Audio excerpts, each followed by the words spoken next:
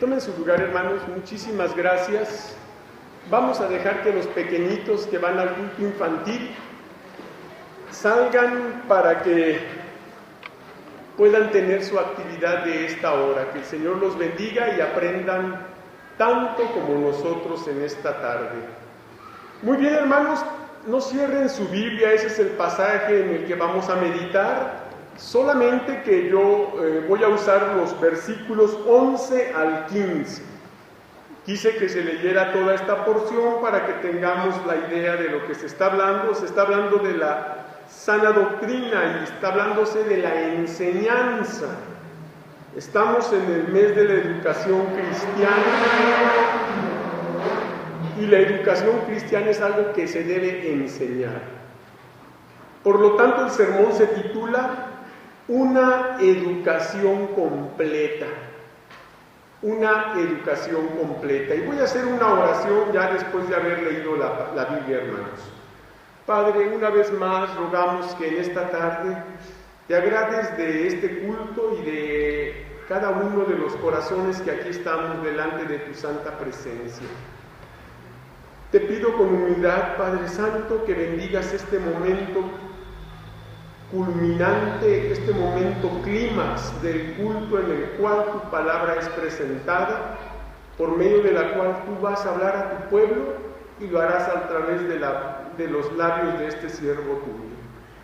Te lo pido humildemente para que puedas bendecir a todos los aquí presentes. De todo corazón te lo ruego en el nombre de Cristo Jesús. Amén. Una educación completa, ese es el título. Siempre que una persona inicia sus estudios seculares, se pretende o se espera que curse todos sus estudios hasta completar cada uno de ellos, ya sea desde la guardería, desde ahí se empieza a aprender. Ya sea en el kinder, la primaria, la secundaria, la preparatoria, la facultad, y aún en la facultad todavía hay que hacer servicio y todavía titularse y todas esas cosas que con la ayuda del Señor van a garantizar que una educación completa oferte u ofrezca completos beneficios para quien se ha esforzado y preparado en una vida de estudios, de esfuerzos, de desvelos, de gastos, de inversiones, de sacrificios y de tantas cosas que reclama el completar una educación. Quien ha dejado una educación trunca o incompleta, aunque tenga los estudios, aunque tenga experiencia en lo que hace, si no tiene un certificado, si no ha completado las exigencias hasta tener un papel o un documento que respalde una educación completa, pues es alguien que va a batallar. Va a batallar porque, bueno, siempre se dará preferencia a aquellos que tengan la educación completa. Qué importante es esto, hermanos. Y en la vida cristiana no hay diferencia. La vida cristiana también exige una educación completa. ¿A qué nos estamos refiriendo? Bueno, a 5 cosas básicas. A 5 cosas básicas, de hecho, cada versículo del 11 al 15 es una de las cosas que vamos a ver. Por eso diremos en primer lugar que una educación completa tiene un origen. Tiene un origen. Y claro, toda educación tiene que tener un principio u origen. Nadie puede comenzar a estudiar el bachillerato sin antes haber pasado por todas las demás escuelas anteriores. El origen de la educación completa, ¿cuál es? Bueno, el origen de la educación cristiana radica en el amor de Dios. Para empezar, versículo 11 dice, primera parte, porque la gracia de Dios se ha manifestado. Vea, la gracia de Dios. ¿Qué es la gracia de Dios sino solo su puro amor? Ese amor, hermanos, por medio del cual usted y yo hemos sido objetos de un amor que no nos merecemos, de un amor que excede a todo conocimiento, dice Pablo, de manera que es un amor que tiene grandes bendiciones para la vida de quien lo disfruta. Es un amor del cual la gente que rechaza a Cristo Jesús se está perdiendo, hermanos. Eso es lo más triste, ¿verdad? Que el Señor está con sus brazos abiertos, con las manos extendidas, para que la gente vaya al amor de Cristo, al amor de Dios, y de veras disfrute lo que es recibir y gozar esa gracia divina, la cual se ha manifestado, dice Pablo, ¿verdad? Pero hay algo muy importante. Estamos hablando del origen de la educación cristiana o completa. Dijimos que este origen radica en el amor de Dios, pero también radica en la salvación de Dios, porque el amor se manifiesta en la salvación. Versículo 11 dice, porque la gracia de Dios se ha manifestado, y luego dice, para salvación, ¿a quién? A todos los hombres. Lo triste es que no todos los hombres quieren ese amor. La gente quiere amar el mundo y tener amistad con el mundo. La gente quiere vivir una vida de amor humano, terrenal y material. Y están despreciando el amor que le da sentido a esta vida. El amor que de veras permite a todo aquel que lo disfruta encontrar algo que es imposible comprar en esta vida, porque ya lo pagó Cristo con su sangre, la salvación. Por esta razón ese versículo nos dice que la gracia de Dios se ha manifestado para salvación a todos los hombres. Mire lo que dice el pasaje, hasta de memoria, pero a mí me gusta siempre leer la palabra de Dios. Juan 3:16 nos lo dice claramente, y a la letra dice, porque de tal manera amó Dios al mundo, que ha dado a su Hijo unigénito, para que todo aquel que en Él cree no se pierda, mas tenga, ¿qué? O sea, salvación. Esa es el amor de Dios, la gracia de Dios, tan grande, tan generosa, tan sublime, tan incomprensible, hermanos, pero también, lo más bonito es, tan aceptable, tan fácil de aceptar. Y esto es lo más hermoso de todo, porque cuando una persona se entrega a Cristo, acepta la gracia, la misericordia de Dios y obtiene como resultado la salvación de su alma. Al final de cuentas, esa vida ya cumplió el propósito de estar en este mundo, encontrar el camino a la salvación. Pero volvamos ahí a Tito para ver en segundo lugar, que una educación completa tiene un propósito. Obviamente partimos del origen, del origen viene el propósito. Ahora, ¿cuál es el propósito de la educación cristiana según el versículo 12? Pues el propósito es enseñarnos a evitar lo malo. Versículo 12, primera parte. Enseñándonos que renunciando a la impiedad y a los deseos mundanos. A ver, lo primero que tenemos que hacer es renunciar a lo malo. ¿Y qué es lo malo? Sino la tendencia natural que nuestra carne, nuestra humanidad tiene por naturaleza. El hombre es pecador por naturaleza. Desde que Adán y Eva se rebelaron contra la voluntad de Dios, dice la Biblia que engendraron hijos e hijas conforme a su imagen y semejanza, ya no a la de Dios. ¿Y cuál es la imagen y semejanza de Adán y Eva? Sino la del pecado. De manera que el hombre o el ser humano, una vez que empieza a recibir esta educación completa de la palabra de Dios, tiene que entender que hay un propósito. Que ese propósito es enseñarnos a evitar lo malo. Pero nosotros deseamos en la mañana, tenemos ese poder de evitar lo malo. Satanás no nos puede obligar a pecar. Somos nosotros quienes debemos evitarlo, hermanos. Satanás nos va a presentar la tentación bonita, atractiva y sobre todo va a estar siempre a la mano. en todo momento. De parte nuestra es evitarlo. Nuestro trabajo es evitar lo malo. Dice Pablo, enseñándonos que renunciando. Cuando usted renuncia a un trabajo, y esa renuncia es irrevocable, o a la iglesia, porque ha habido casos de renuncias irrevocables, ¿sabe qué? Esa renuncia ya no se discute. Es una renuncia que solamente se informa, se acepta y seguimos adelante. Quien renuncia se despide y se retira de la iglesia o del trabajo y se va a buscar otra iglesia y otro trabajo. Pero es alguien que ante esa resolución no hay nada que hacer. De la misma manera nosotros, hermanos, tenemos el poder para renunciar a lo malo, evitar lo malo, renunciando, dice Pablo, enseñándonos que renunciando a la impiedad y a los deseos mundanos. La impiedad, hermanos, es esa actitud rebelde contra Dios.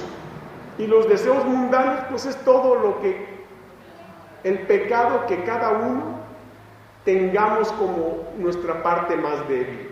¿Cuál es su debilidad, hermano? Bueno, uno puede decir, no, pues para mí es echar mentiras, yo no puedo evitar comer de más, yo no puedo evitar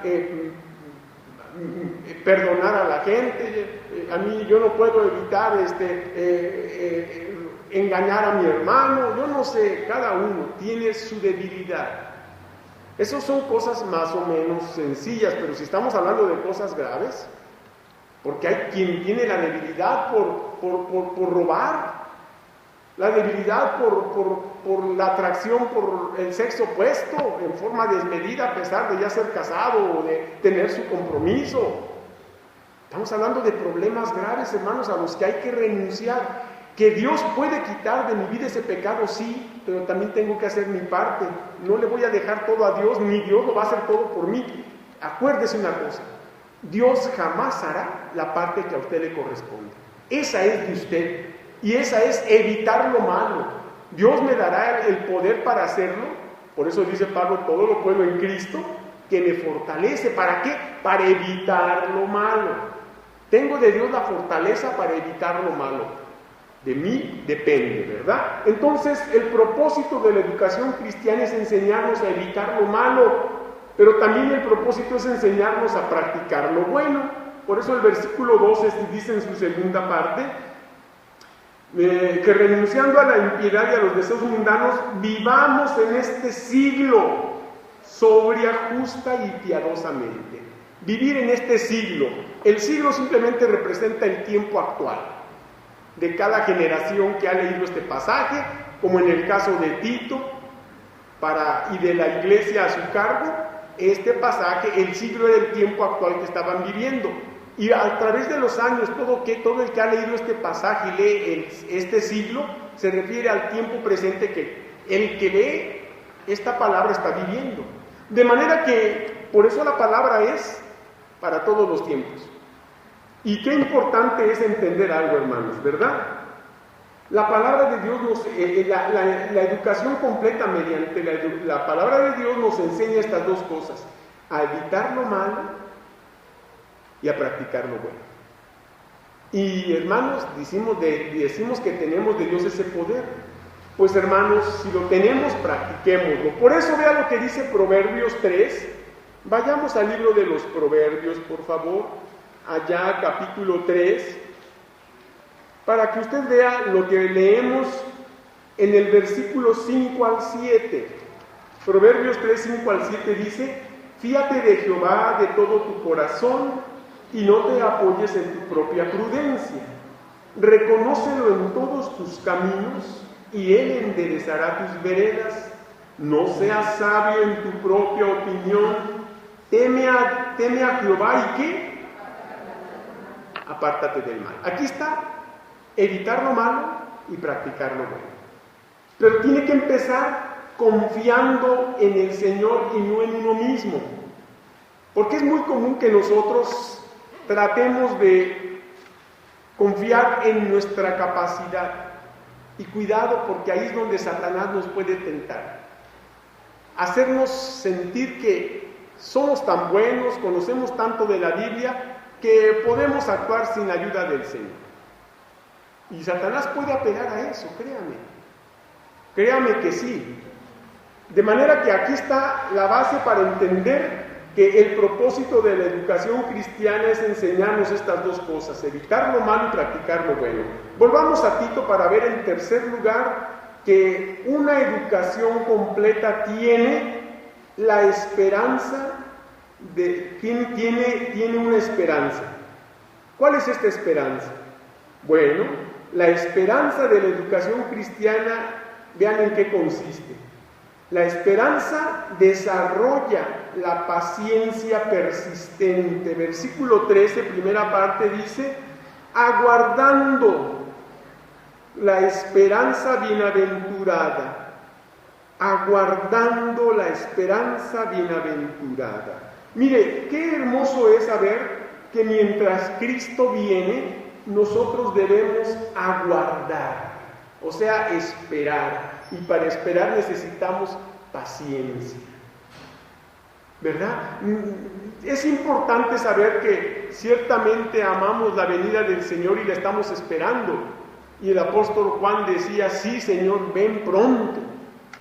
Y muchas veces ya hay quienes de veras anhelamos que el Señor venga. Sin embargo, el Señor no está para cumplir nuestros antojos.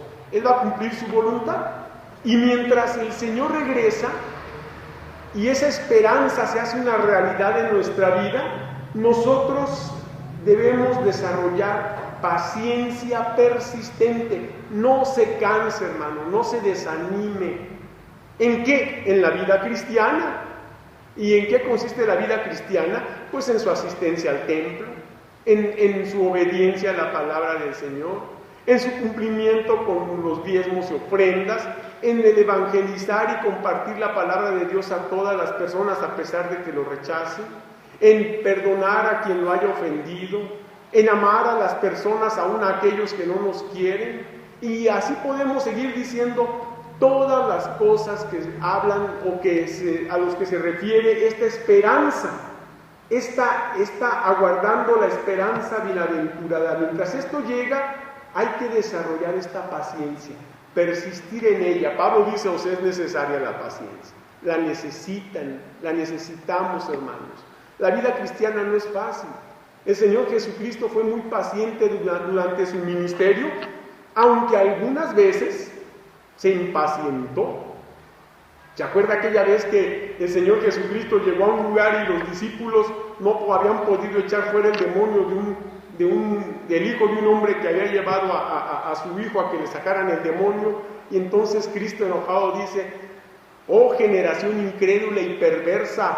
Fíjese, y se está refiriendo a los discípulos: ¿hasta cuándo os he de soportar? ¿Hasta cuándo os he de estar con vosotros? O sea, siempre me van a necesitar aquí. Ya les di mi espíritu, mi poder, mi autoridad para sanar, echar fuera demonios. ¿Qué les pasa? También Cristo se impacientó en algún momento, hermanos. ¿Por qué? Porque a veces es desesperante que estamos en la vida cristiana y somos impacientes unos con otros. Y a veces con las cosas de la vida, hermanos. La esperanza de la educación cristiana es desarrollo. Nos invita a desarrollar la paciencia persistente, pero hay algo más. La esperanza desarrolla la motivación gratificante. Por eso el versículo 13 dice: aguardando la esperanza bienaventurada y la manifestación gloriosa de nuestro gran Dios y Salvador Jesucristo. Sí, ahí está la motivación gratificante que nos invita a tener paciencia persistente. El Señor viene, hermanos, y el Señor viene y entregaremos cuentas. Y el Señor viene por aquellos que han cumplido, que le han servido. El Señor viene y va a dar a cada uno según sus obras, dice la Escritura. Y esto nos debería motivar a practicar la paciencia, ya que también nos motiva al regreso de Cristo. Una motivación gratificante. El Señor viene y el Señor nos pedirá cuenta, y también o vamos a recibir su aprobación, o tal vez una reprensión si hemos fallado. Pero hermanos, estas cosas, esta esperanza de la educación cristiana, de la educación completa en la palabra de Dios, es a lo que Pablo se refiere cuando vamos a Hebreos. Vamos a Hebreos 12, y digo Pablo porque es el que se supone que escribió esta carta. Hebreos 12:1. Vean lo que dice Hebreos 12:1. Por tanto, nosotros también, teniendo en derredor nuestro tan grande nube de testigos, despojémonos de todo peso y del pecado que nos asedia, y corramos, ¿qué dice? Corramos con paciencia la carrera que tenemos por delante. Estamos en el maratón de la vida, donde no hay que llegar primero, como dice la canción, hay que saber llegar. ¿Y cuánta razón tiene esa canción? Para saber llegar, porque primero ya no vamos a llegar, ya otros se nos adelantaron, ya así que ya no hay que pelear el primer lugar, no lo vamos a obtener. Sí hay que obtener llegar, y para esa carrera, para ese maratón de una vida cristiana, necesitamos correr pacientemente, dosificándonos, pero nunca detener nuestro paso, nunca aflojar y nunca, mucho menos retroceder, hermanos. Tenemos por delante una carrera, por eso dice el apóstol Pablo, ¿verdad? Que hay que despojarnos del todo peso y del pecado que nos asedia. Ahí se refiere a lo que yo dije, ¿verdad? Evitar lo malo, para poder correr. ¿Usted cree que si los atletas en un maratón solamente llevan una playerita ligera, un short también muy ligero y unos tenis de la más alta calidad ligeros para poder correr? ¿Usted cree que si llega uno con una mochila y un suéter y un pantalón de vestir y zapatos, va a correr va a poder correr la carrera? A lo mejor la empieza, pero no va a durar, no va a aguantar. Nosotros tenemos que quitarnos todo eso que nos está deteniendo, renunciar a lo malo.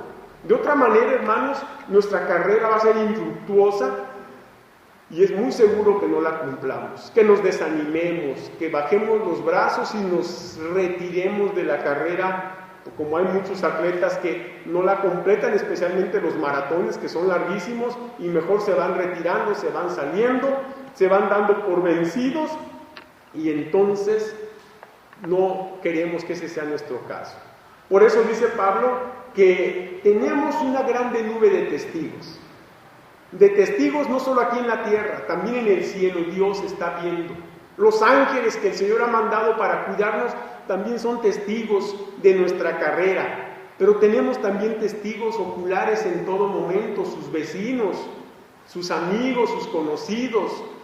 Tenemos una grande nube de testigos. Estamos como en el estadio del deporte espiritual, y necesitamos, hermanos, ante esa nube de testigos, quitar todo aquello que nos está estorbando, todo aquel implemento que no nos deja correr, y entonces sí, corramos con paciencia la carrera que tenemos por delante. Esto es importantísimo, hermanos. Por eso hemos hablado de la esperanza de la educación cristiana o de la educación completa. Desarrollar paciencia persistente y desarrolla la motivación gratificante. Volvamos a Tito para ver, en cuarto lugar, que una educación completa tiene un mensaje. Y gracias a Dios por ello, porque es a través de los mensajes que entendemos lo que el Señor quiere. Ahora con los celulares que nos mandamos mensajes a cada rato, especialmente los muchachos, son veloces mensajeros del celular o del ciberespacio, ¿verdad? Nomás están conectados y no ha acabado de mandarle la respuesta del amigo o la amiga cuando ya te le están contestando, ¿verdad? Una velocidad extraordinaria. Bueno, el Señor también, por medio de la educación cristiana, nos da un mensaje. Ahora, ¿en qué consiste este mensaje? Bueno, el mensaje es la redención de Cristo para salvarnos. Vea lo que dice el versículo 14 en su primera parte. Quien se dio a sí mismo por nosotros para redimirnos de toda iniquidad. Aquí está el mensaje. ¿En qué consiste el mensaje? En la redención de Cristo por nosotros para salvarnos. La redención o redimir algo, simple y sencillamente quiere decir pagar el precio de la culpa de aquella persona, ¿verdad?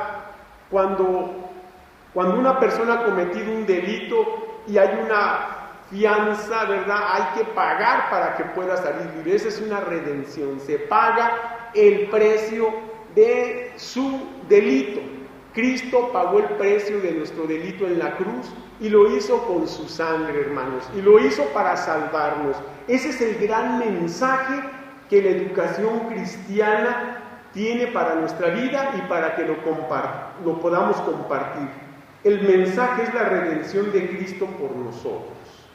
Y gracias a Dios que en esta mañana pudimos ver a tantos niños pequeñitos y jovencitos y adolescentes haber entendido este mensaje. Ahora la responsabilidad está en ellos, porque ya tienen comprensión, porque ya pueden decidir. Y gracias a Dios porque en esta mañana también vimos de entre los adultos que aceptaron a Cristo, algunos muy jovencitos que habían entendido este mensaje. El mensaje de la educación cristiana además es la purificación del pueblo cristiano. Una cosa es la redención, ¿verdad? Pero también necesitamos ser purificados. Por eso dice el versículo 14, y purificar para sí un pueblo propio, celoso de buenas obras. Esa purificación, bueno, una vez que el Señor nos ha redimido, ha pagado por nuestra culpa y nos ha salvado, esa purificación es una obra que el Espíritu Santo hace mediante su poder, mediante el lavamiento, dice la Biblia también, de la palabra de Dios. ¿Verdad? Es el estudio de la palabra de Dios un medio importante para que estemos manteniendo nuestra vida pura. Yo no digo que no podamos pecar, y no digo que estoy dando permiso, digo que podemos pecar no porque yo lo esté recomendando, sino porque realmente muchas veces pecamos de palabra, de hecho, de pensamiento, de sentimiento o de acción. Cuando eso pasa, hermanos, hay que ir a la palabra de Dios, pedir perdón, y la palabra de Dios es como esa ducha a la cual usted se mete y le limpia, es un baño de agua refrescante, limpia, que nos ayuda a mantenerlos limpios. Cristo les dijo a los discípulos, ya vosotros estáis limpios, ¿por qué? La palabra que os he hablado. La palabra del Señor mantiene una limpieza espiritual día con día, porque no hay día que no hayamos cometido un pecado.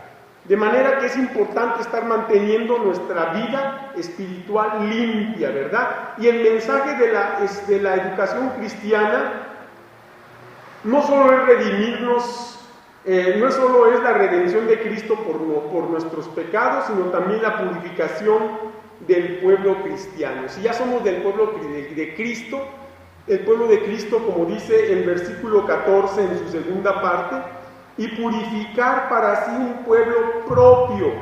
Recuerden, el pueblo es del Señor, es propio, es del Señor, no es del pastor, no es de los diáconos, no es de los maestros, no es ni de la iglesia misma, es de Dios, de Cristo. Purificar para sí un pueblo propio con estas características: celoso de buenas obras. ¿Usted qué buenas obras realiza? Y es celoso de cumplirlas al pie de la letra delante de Dios. ¿Las cumple? ¿Obedece al Señor en todo lo que le manda? ¿Es celoso en cuidar? Oye mujer, mira esposo, mira aquí dice esto, no lo estamos haciendo, tenemos que cumplir. Sí, cierto, tienes razón, vamos comenzando. De veras, se preocupa con celo, con un celo sincero delante de Dios por cumplir lo que la palabra del Señor enseña. Ese es el pueblo del Señor, nosotros, usted y yo. Y la pregunta es, ¿realmente somos nosotros, este pueblo, celoso de buenas obras? Aquí las buenas obras de veras abundan y son tantas que de veras podemos afirmar que somos ese pueblo. Casi yo me atrevo a decir que estamos quedando mucho que deber al Señor, hermanos, en eso. Pero bueno, mire lo que dice el apóstol Pedro en su primera carta. Vayamos a primera de Pedro, capítulo 2, para que vean lo que dice el versículo 9. Mas vosotros sois linaje escogido, real sacerdocio, nación santa, pueblo adquirido por Dios, para que anunciéis las virtudes de aquel que os llamó de las tinieblas a su luz admirable. Esa es la más grande buena obra que podemos hacer, hermanos. No solo amarnos, no solo estar unidos, perdonarnos, esas son casi obligaciones, hermanos.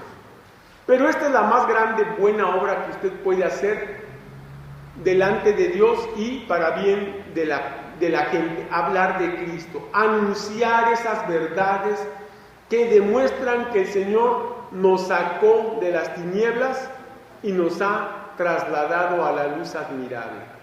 ¿De qué? De su salvación, de su iglesia, de la hermandad en Cristo, del amor cristiano, ¿verdad? Esas son las cosas que la gente va a ver y son inevitables de poder observarse, al contrario, son luz en medio de la oscuridad. Y para terminar, hermanos, diremos en quinto y último lugar que una educación completa tiene un encargo. Tiene un encargo. El encargo de la educación cristiana goza de la autoridad divina para ejercerlo o ejercerse. Vean lo que dice el versículo 15, primera parte. Esto habla y exhorta y reprende con toda autoridad. ¿Con cuál autoridad? Pues con la de Dios. Ahora, este pasaje y esta parte tiene una principal aplicación primeramente al pastor. Así que, hermanos, yo soy el primer comprometido aquí. Esto es lo que Dios ha entregado. Recuerde, Pablo está dirigiéndose a Tito, otro hermano encargado o pastor de una iglesia. Este es de las cartas pastorales, ¿verdad? Y está diciendo, esto habla y exhorta y reprende con toda autoridad. O sea, hay que proclamar, hay que aplicar y hay que corregir. Esos son sinónimos de cada una de esas frases. El pastor tiene esa autoridad. Mas no por esa autoridad va a estar regañando a todo el mundo por nada, ¿verdad? O va a estar corrigiendo, va a estar llamando la atención.